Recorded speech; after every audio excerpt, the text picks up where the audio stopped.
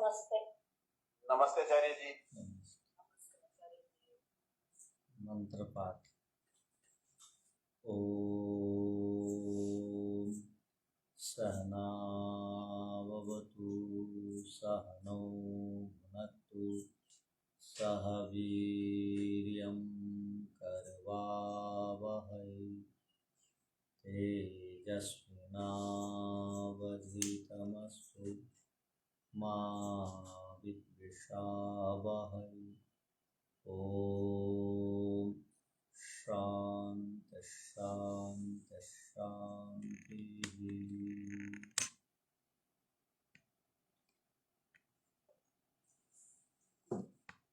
सांख्य दर्शन के पंचम अध्याय के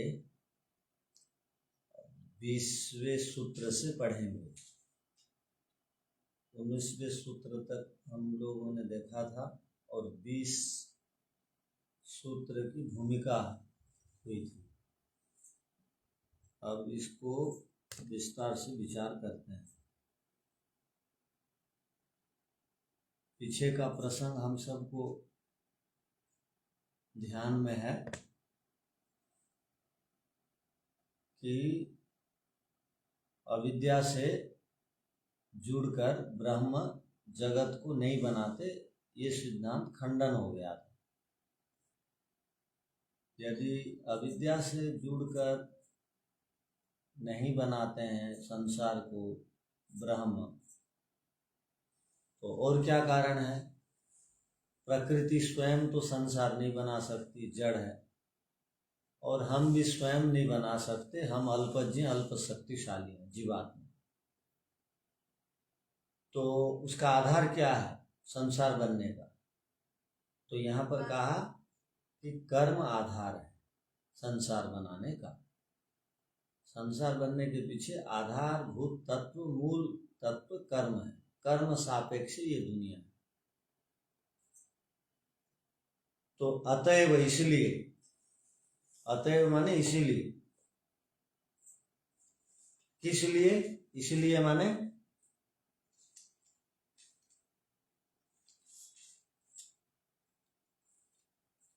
कर्म सापेक्ष कार्य जगत की रचना है, इसलिए। इसलिए से पहले हमको पहले वाला प्रसंग को ध्यान में रखना होगा कि जगत कर्म सापेक्ष है, इसीलिए। अब सूत्र देखिए, न धर्म अपलापः, धर्म का अपलाप नहीं किया जा सकता। अपलाप माने धर्म का खंडन नहीं किया जा सकता। प्रकृति कार्य वैचित्र्यात्, प्रकृति से बनने वाला कार्य जगत में विचित्रताएं दिखाई देती हैं। प्रकृति से कार्य जगत बनता है, कार्य जगत में विचित्रताएं हैं। वो विचित्रताओं को देख करके ऐसा लगता है कि बिना कर्म किए अलग अलग रूप, रंग, धनी गरीब, सामर्थ्य असमर्थ, ये नहीं दिखाई देते। यदि अविद्या से युक्त होकर ईश्वर सृष्टि बनाते तो सबको बराबर शरीर मिलता, सबको समान साधन मिलते, किंतु किसी को अधिक मिला, किसी को कम मिला। कोई लूला है, कोई लंगड़ा है, कोई वक्ता है, कोई सुंदर है, कोई असुंदर है। तो इसके पीछे कर्म सापेक्ष है। अर्थात धर्म माने यहाँ कर्म, धर्म माने यहाँ कर्माशय, धर्म माने यहाँ पर कर्म और अकर्म, पाप और पुण्य को धर्म। इसलिए कोई भी दुनिया का वैज्ञानिक विद्वान ये मना नहीं कर सकता है कि बिना कर्म के ये सब, बिना कर्म की ये सब विचित्रताएं दिखाई देती हैं। इसके पीछे, विभिन्नताओं के पीछे कर्म कारण है। ऐसा ही है ना?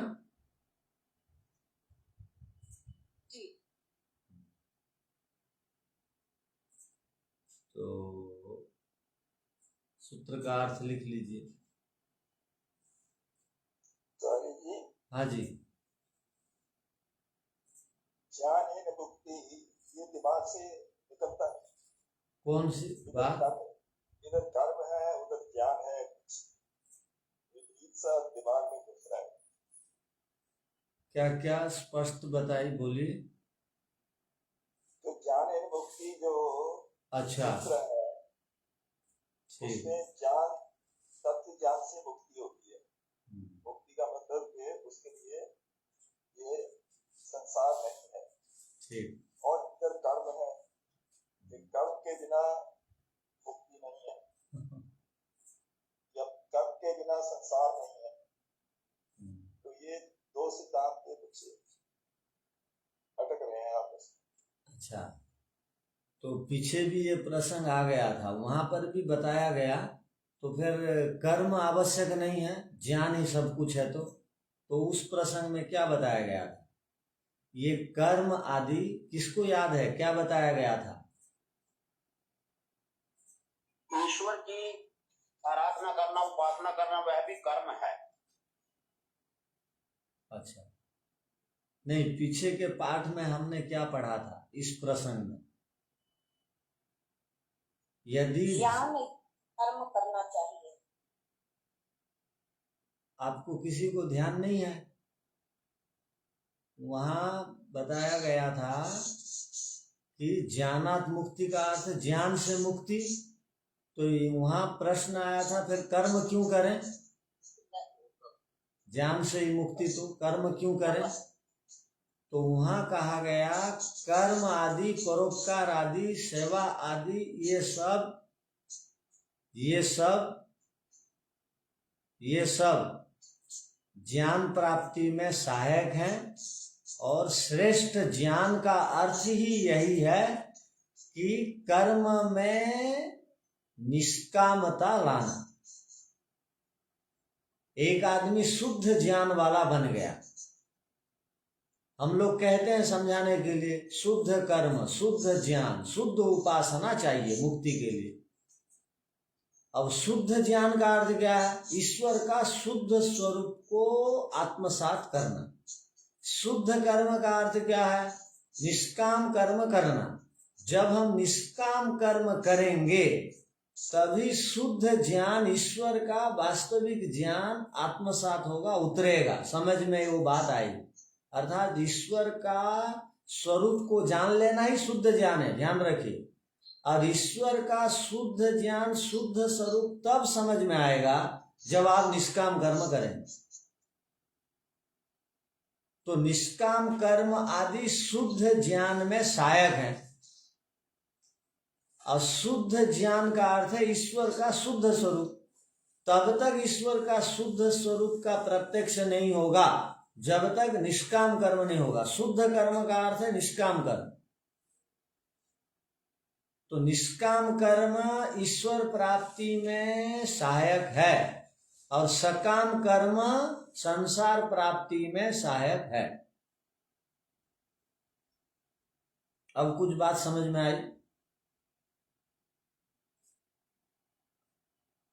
खाली तत्व ज्ञान से मुक्ति नहीं होगी जब तक उसको हम कर्म में नहीं परिवर्तित करते। नहीं, तत्व ज्ञान तब मिलता है जब निष्काम कर्म करते हैं, शुद्ध कर्म करते हैं। शुद्ध कर्म, निष्काम कर्म के बाद ही तत्व ज्ञान। तो ये 5 क्लेश दग्ध बीज करने वाली बात है। तो राग द्वेष और अभिनिवेश, हाँ, ये तो ज्ञान परक है, कर्म परक नहीं है। कर्म तप से, कर्म करने से दग्ध बीज होंगे। अच्छा, हाँ, यम नियम आदि को आचरण में लाना श्रेष्ठ कर्म है। और वो श्रेष्ठ कर्म करेंगे, ज्ञान आएगा। कल परसों भी हम पढ़ रहे थे, ज्ञान आएगा तो अविद्या नष्ट होगी। तो वो जो तत्व ज्ञान जो है वो क्लेशों को समाप्त करता है। इसलिए अंतिम पायदान में खड़ा तो है तत्व ज्ञान।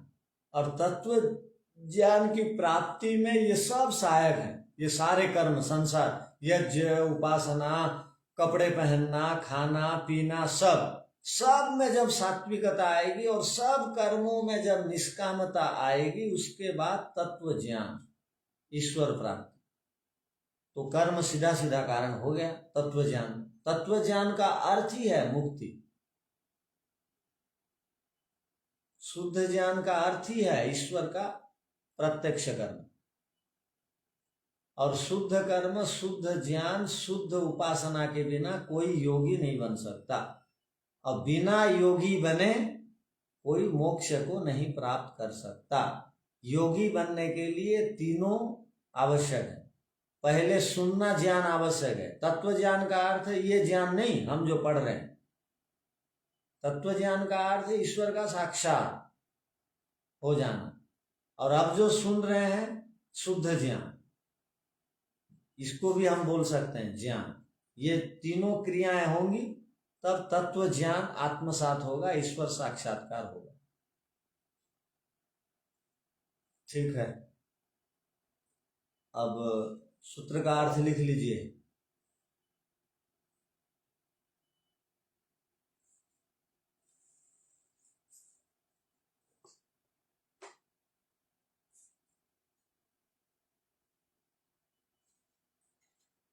न धर्म अपलापः प्रकृति कार्य वैचित्र्या।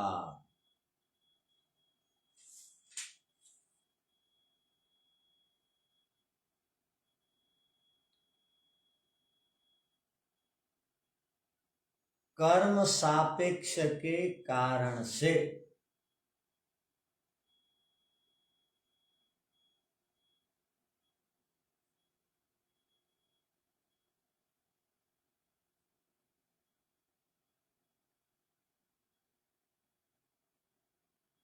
कार्य जगत की रचना होती है।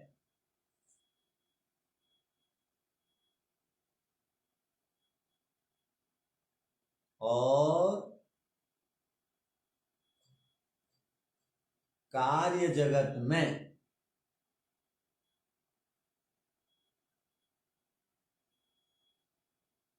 विचित्रताएं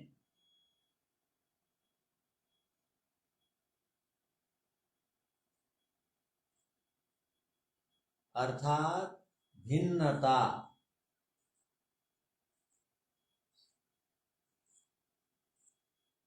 पृथकता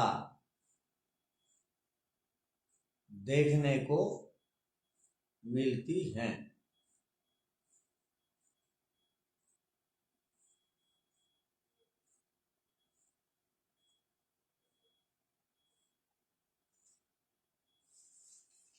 अब इसको थोड़ा विस्तार देते हैं।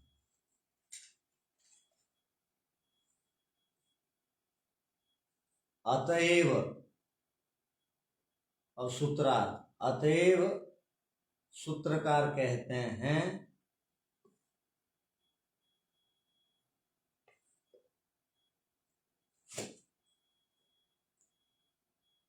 कोई भी व्यक्ति धर्म का अपलाप नहीं कर सकता।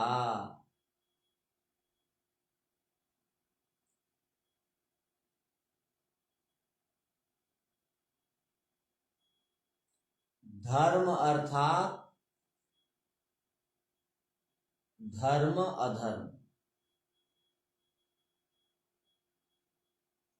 पाप पुण्य,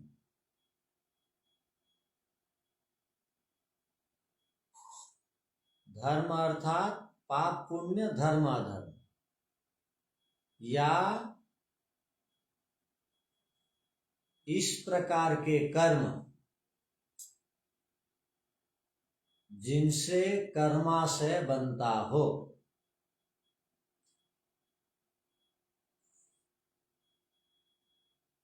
उसको यहां धर्म शब्द से सूत्र में पढ़ा गया है।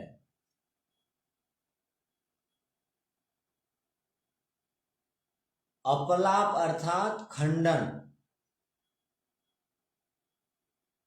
या निषेध।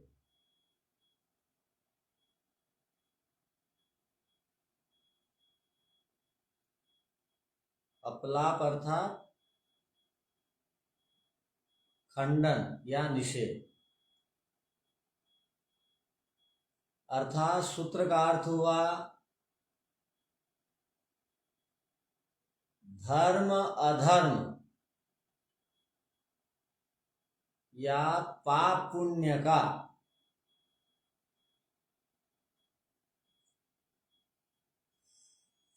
कोई भी निषेध नहीं कर सकता,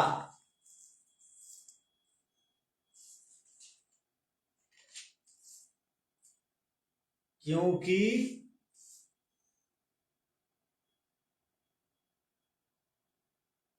प्रकृति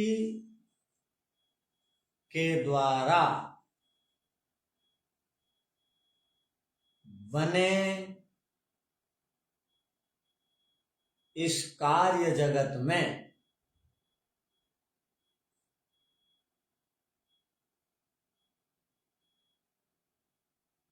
नानाविध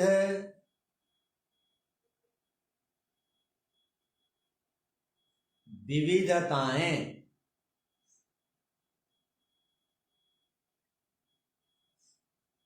विचित्रताएं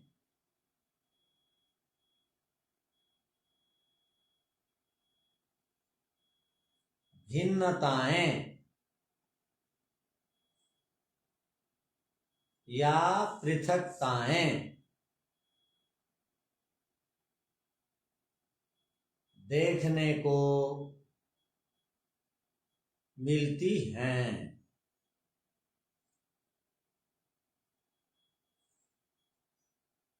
अर्थात हम इस संसार में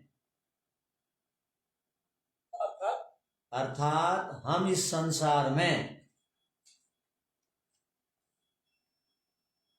किसी को सकलांग देखते हैं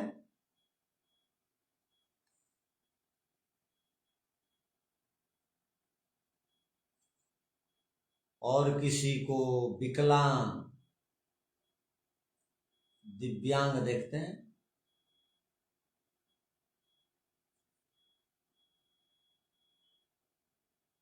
कोई जन्म से ही दुखी है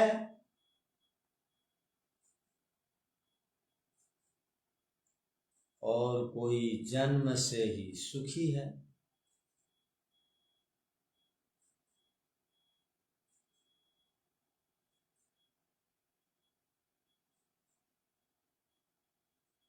कोई बुद्धिमान है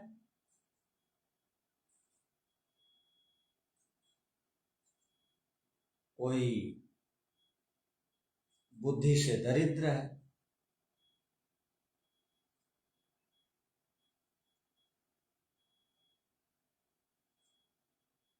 ये जो भिन्नताएं हैं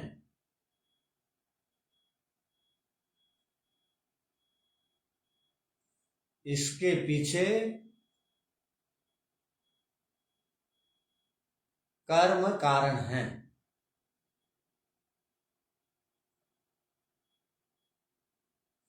इसके पीछे कर्म कारण है। कारण बढ़िया होगा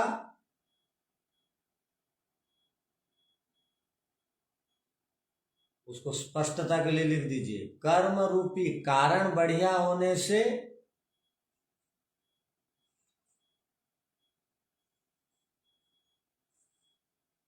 परिणाम रूपी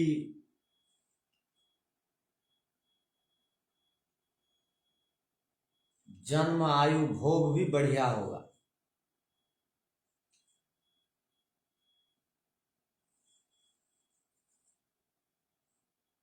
यदि कर्म रूपी कारण गड़बड़ है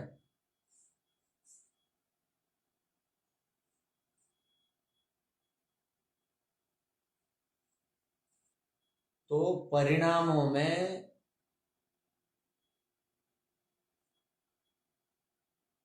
गड़बड़ी दिखाई देगी।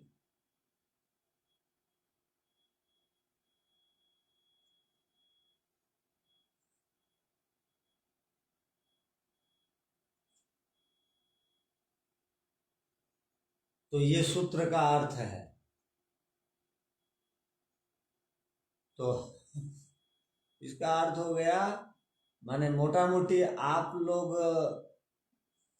समझ गए होंगे कि हम जितनी मात्रा में ईश्वर की आज्ञा को मानते हैं उतनी मात्रा में जन्म से सुखी होते हैं। अब आंशिक मात्रा में मानते हैं तो आंशिक मात्रा में सुख मिलता है। इसका अर्थ है अब के जो कर्म हम संचय कर रहे हैं, ये संचित कर्म ही हमारे भविष्य बनाने में सहायक। आप लोग यदि वो आर्या विनय सुनते हैं तो पीछे एक मंत्र आया था यदंग दासु से। वो यदंग दासु से का अर्थ क्या था? यदंग दासु से त्वमग्ने भद्रम करिष्य तवे तत् सत्यम अंगिर। तो ईश्वर वचनबद्ध हैं क्या? जो आत्मा तक को ईश्वर को दान दे देता है उसको मुक्ति तक के अधिकारी बनाते हैं ईश्वर। क्या कहा? जो आत्मा तक को दान में दे देता है ईश्वर के लिए तो उसको जीवन मुक्त योगी बना देते हैं, और जो आत्मा को दान नहीं देता है, ये संपत्ति आदि को दान देता है तो उसको बड़े घरों में पैदा करते हैं, और जो कुछ भी दान नहीं देता है वो जन्म से दुखी मिलेगा। तो अब आपका दान का स्तर अलग अलग है। आत्मा तक दान देने का विचार करिए। आत्मा से और बड़ा दान कुछ नहीं है। अर्थात ईश्वर की आज्ञाओं के अनुसार बिल्कुल जीवन जीना, ये आत्मा तक दान है। ईश्वर की आज्ञा का 1% भी उल्लंघन नहीं करना। वेद की आज्ञा का 1% भी उल्लंघन नहीं करना। तेरा तुझको अर्पण, ये भाव जिस दिन रहेगा ना तो वो जीवन मुक्त योगी बनेगा। हम जीवन मुक्त योगी नहीं बन रहे हैं तो आत्मा तक का दान अब तक नहीं कर रहे हैं। तो आत्मा का दान का आदेश है, और छोटे मोटे वस्तुओं को दान देंगे तो आपको छोटी मोटी चीजें मिलेंगी जन्म से। ठीक है, क्या पूछना है आपको? आचार्य जी नमस्ते। हाँ जी। मतलब जो पूर्ण आज्ञा ईश्वर की पालन करने का है वो तो आचार्य जी किसी आश्रम में जाकर ही मेरे हिसाब से संभव हो सकता है, क्योंकि सांसारिक जीवन में तो बहुत कठिन कार्य है। वो कई बार होता क्या, उससे उल्टा भी हो जाता है। वन में रहने वालों का भी राग द्वेष बढ़ जाता है कई बार, और घर में रहने वाले भी कई बार तपस्वी हो जाते हैं। यदि ईश्वर को सर्वव्यापक मानते हैं और शास्त्र के ऊपर अगाध श्रद्धा रखते हैं तब। और ना तो आश्रमों में तो ठीक विद्वान अगर मिलेंगे तो वहां तो कर्माशय नहीं बनेंगे, संस्कार खराब नहीं होगा, क्योंकि ठीक विद्वान जो है दूसरों के खराब संस्कारों को खत्म करने के लिए वो एड़ी से चोटी तक का प्रयत्न करता है, और दूसरों के खराब संस्कारों को हटाना ही सबसे बड़ा पुण्य है। ध्यान रखिए, आप दूसरों के यदि खराब संस्कार समाप्त करते हैं ना, आप बहुत पुण्य कमा रहे हैं।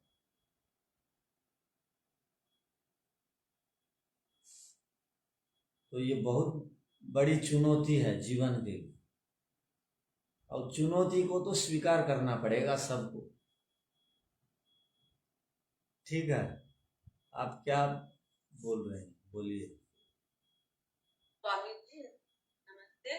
मैं ये विचार कर रही हूँ कल से, जैसे संसार में तानाशाही होती है अधिकार के ऊपर, ऐसे ही एक परिवार का महाभारत के ऊपर क्या दुर्योधन के इतना अपना अधिकार था कि वो पांडवों को 5 गांव न दे सके, और उन्होंने चैलेंज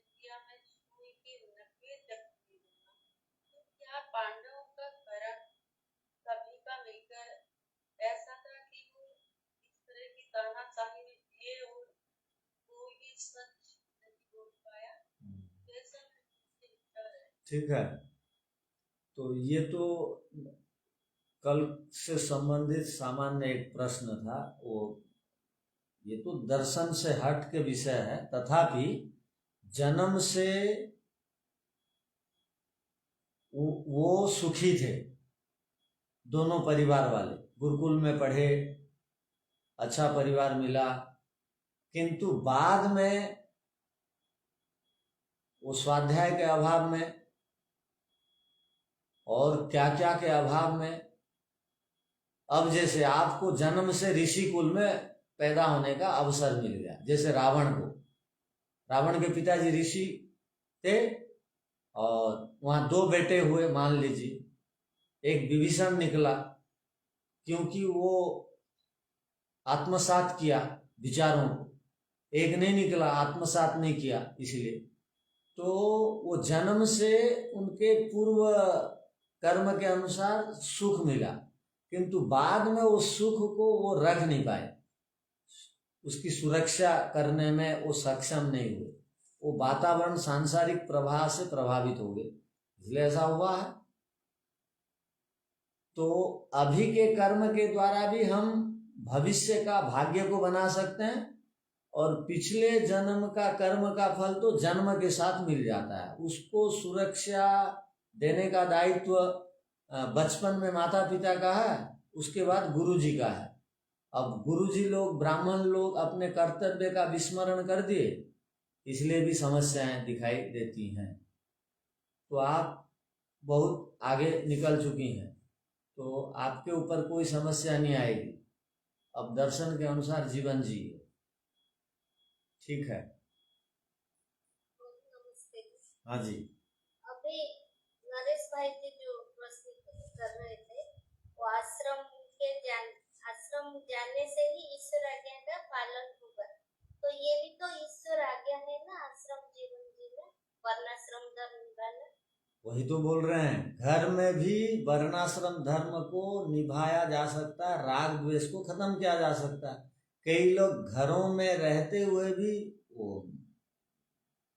आश्रम में रहने वालों से अधिक पवित्र मिलते हैं कई बार, प्रायः करके बिना आश्रम में आए, क्योंकि घर में वातावरण नहीं मिलता है ना, घर में आप आश्रम जैसे वातावरण मिलेगा ही नहीं हर समय, तो इसलिए आश्रम में आने से तो उन्नति होनी चाहिए, होगी ही, यदि वो देखा देखी में यदि उसमें सुधार आए। तो घर में तो कोई करने वाला है ही नहीं, तो आप में सुधार आएगा कैसे? तो कई बार तो आश्रम धर्म अपनाना तो अनिवार्य है ना, ये भी तो ईश्वर के आज्ञा है। तो अनिवार्य है, लोग थोड़ी उसको ध्यान दे रहे हैं। आज के लोग ध्यान नहीं दे रहे हैं बोल के प्रश्न उठ रहा है। आज के लोग ध्यान देने से ये प्रश्न ही नहीं आता। ये प्रश्न क्यों आया? क्योंकि वो वानप्रस्थ नहीं लिए। ये प्रश्न क्यों आया? क्योंकि गृहस्थी बन गए बिना वेद पढ़े। प्रश्न क्यों आया? क्योंकि ब्रह्मचर्य आश्रम में 4 नहीं तो 3 नहीं तो 2 नहीं तो 1 वेद को बिना समझे आगे बढ़ गए, तो इसलिए प्रश्न आया। यदि ब्रह्मचर्य आश्रम में ठीक रहता तो उनका गृहस्थ बढ़िया रहता, उनकी संतान बढ़िया रहती, और संतान ही बोल देती पिताजी अब आप मजे से साधना स्वाध्याय करिए, हम संभालेंगे पवित्रता से, और कुल परंपरा की जो पवित्रताएं हैं उसकी हम रक्षा करेंगे, बोल देते। तो मूल गड़बड़ा गया है तो प्रश्न बहुत सारे उपस्थित होते हैं। तो अब आप लोग मूल को ठीक करिए। तो इसलिए हमारे एक विद्वान थे, वो कहा करते थे, क्या कहा करते थे कि स्वयं नहीं पढ़े गुरुकुल में तो कोई बात नहीं, बच्चों को पढ़ाओ, बच्चों को नहीं पढ़ाए तो कोई बात नहीं, पोता पोतियों को पढ़ाओ। किसी ना किसी एक को पढ़ाइए। आपके कारण यदि किसी का संस्कार दग्धबीज हो गया कर्माशय वाला, तो आपके साथ साथ उसका भी उद्धार हो जाएगा। ठीक है,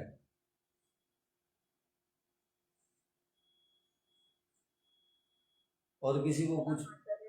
हाँ जी, दूसरों के खराब संस्कार को हटाना भी आपने कहा कि वो बहुत बड़ा पुण्य है। पहले ही समय का इतना ये रहता है, और हम जब दूसरों के संस्कार हटाने के लिए ट्राई करते हैं तो फिर हमारे लिए खुद कोई टाइम नहीं मिलता। तो इसका थोड़ा सा हमको उपाय बताइए। किसी से लड़ना झगड़ना नहीं है, कठोर बोलना नहीं है, मधुरता से पेश आना है। संसार का अर्थ है जहाँ सुख और दुख दोनों हैं। संसार रूपी गाड़ी जो है एक पहिया से नहीं चलती, ये गाड़ी के दो पहिया है, एक सुख एक दुख। इसका अर्थ सम्मान भी मिलेगा, अपमान भी मिलेगा। आप मधुरता से बोलने पर भी अपमान मिल सकता है, 1 2 बार 3 बार बोलेंगे, अगर कोई नहीं सुनता है तो वहां बोलेंगे नहीं, चुप रहेंगे। आप अपने आचरण को ठीक बना के चलेंगे, एक दिन ऐसा आएगा आपके अनुसार दूसरे भी चलेंगे, किंतु आपको पवित्रता को छोड़नी नहीं है।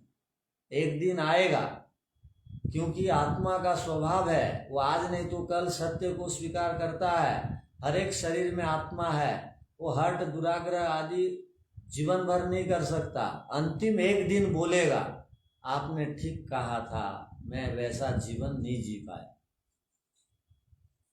इसलिए तो हम लोग वो मंत्र पढ़ते हैं ना, वायुरनीलम अमृतम अथैदम भस्मांतम शरीरम ओम क्रतोस्मर क्लिवेस्मर कृतम स्मर। ये सारी बातें मृत्यु के समय याद आती हैं।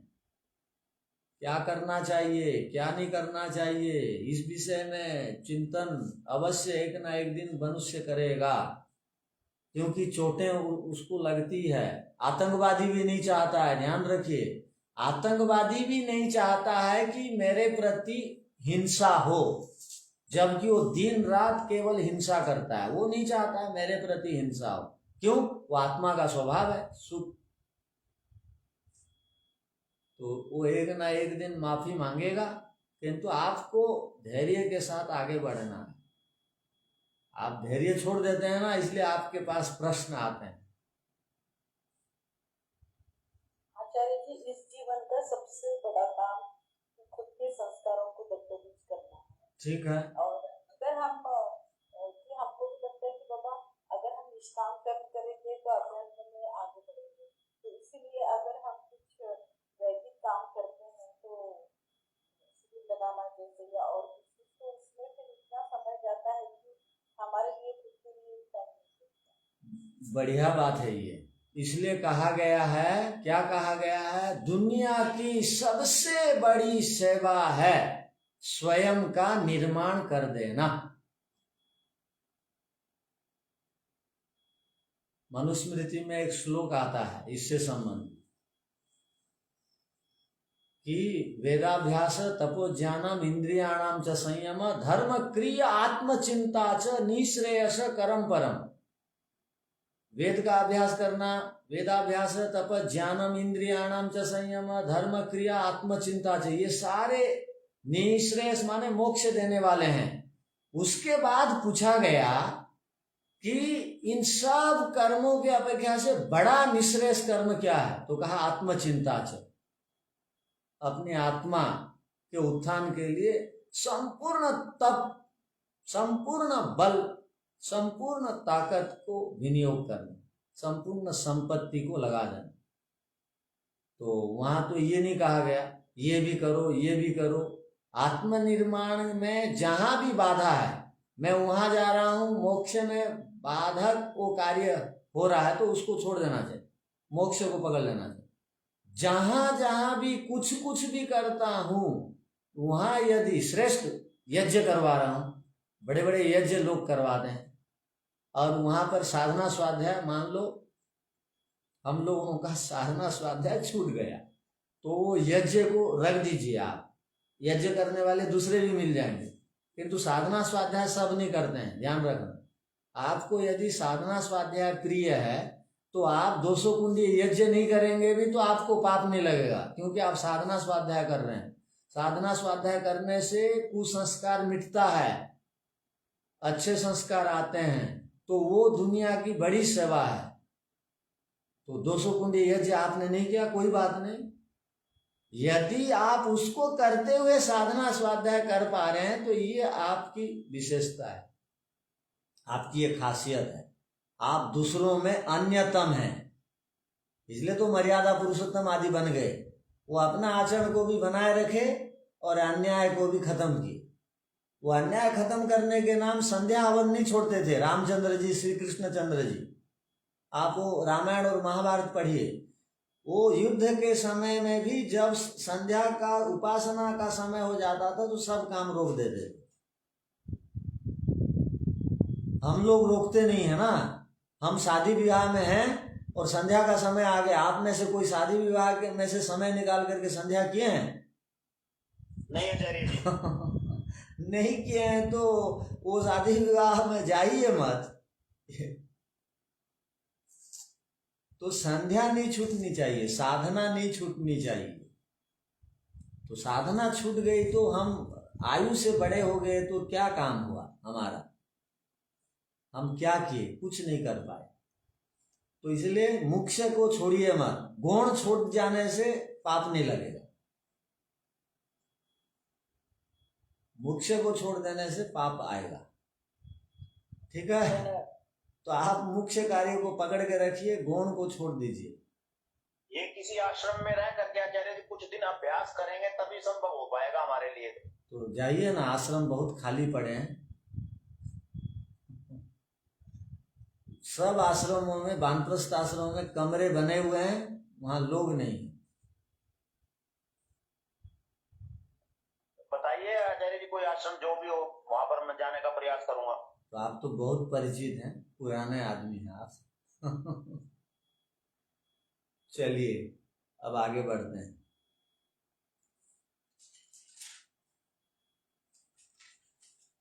आगे देखिए, अब प्रश्नकर्ता जो है पूर्व पक्षी, प्रश्नकर्ता का अर्थ पूर्व पक्षी, एक वो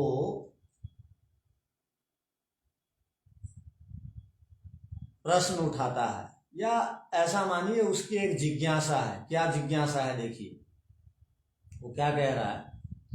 धर्म आचरणात् प्रकृति कार्य वैचित्र्यम। ठीक है, धर्म आचरण से ही प्रकृति में, कार्यों में विचित्रताएं हुई।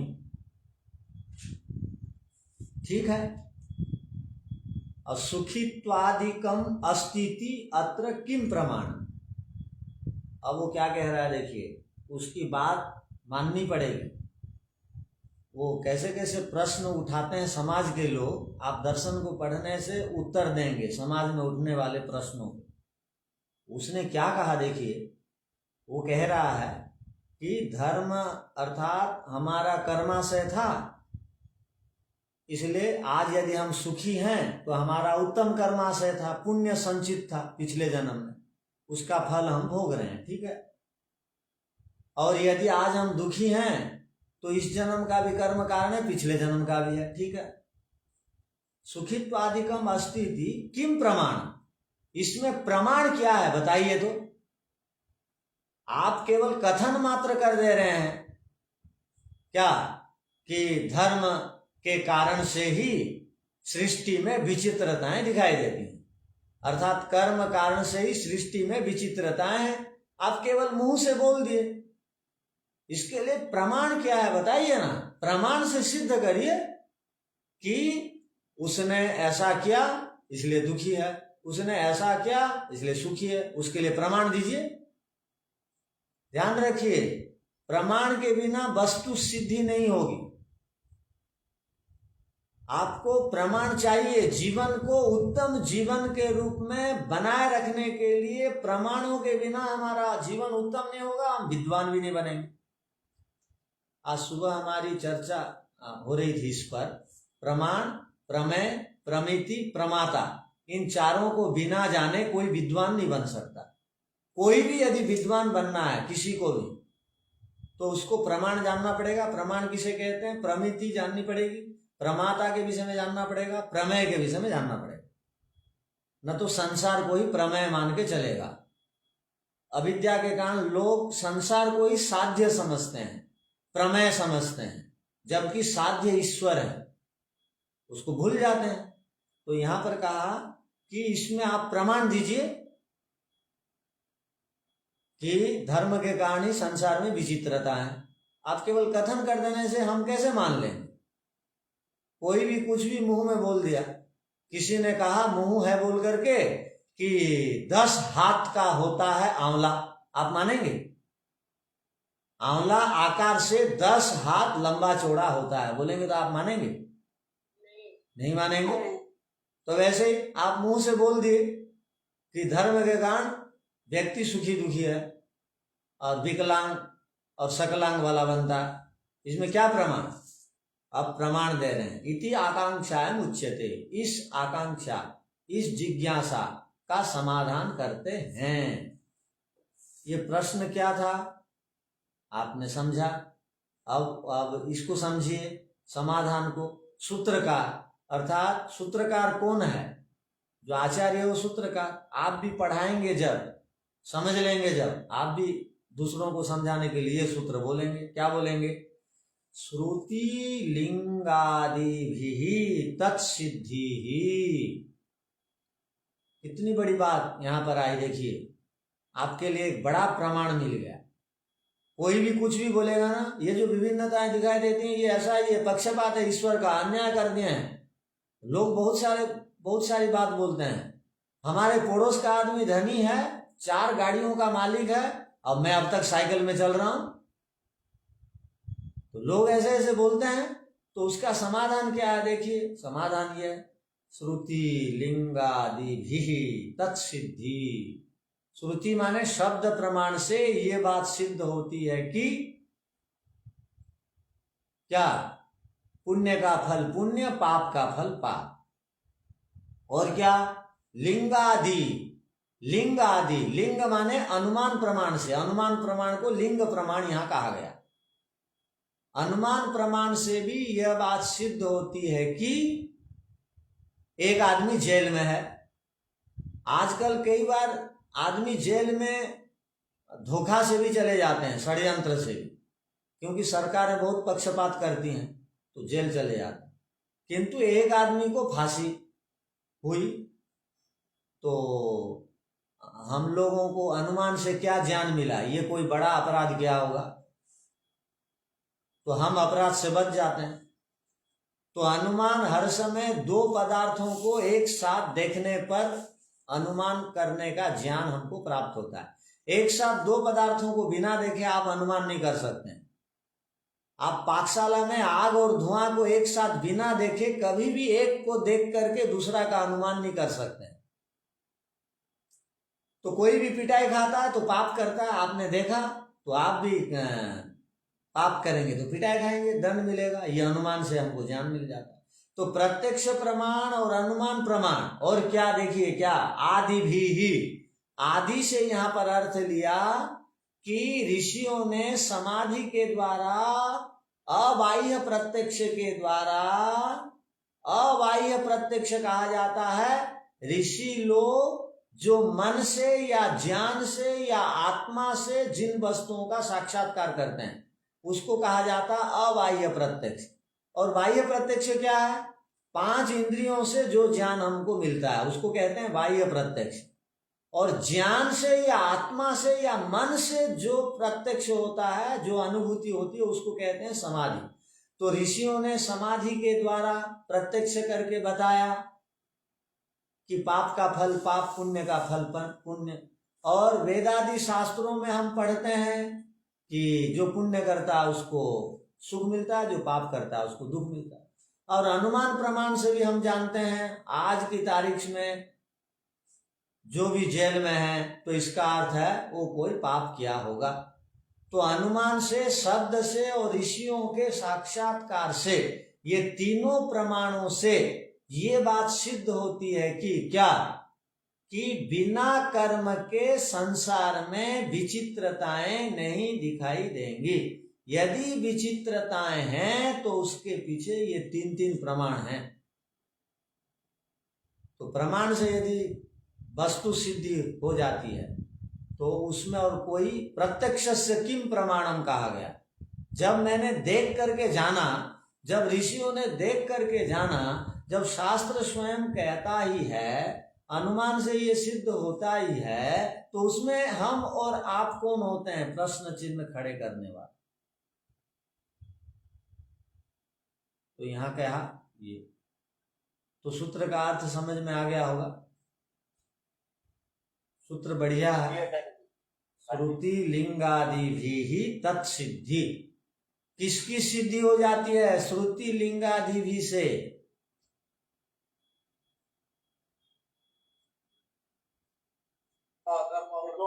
जो कर्म के द्वारा जो हमें प्राप्त होता है।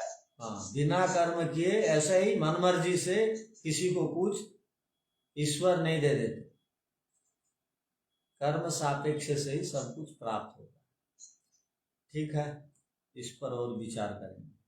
ओम शांति शांति शांति।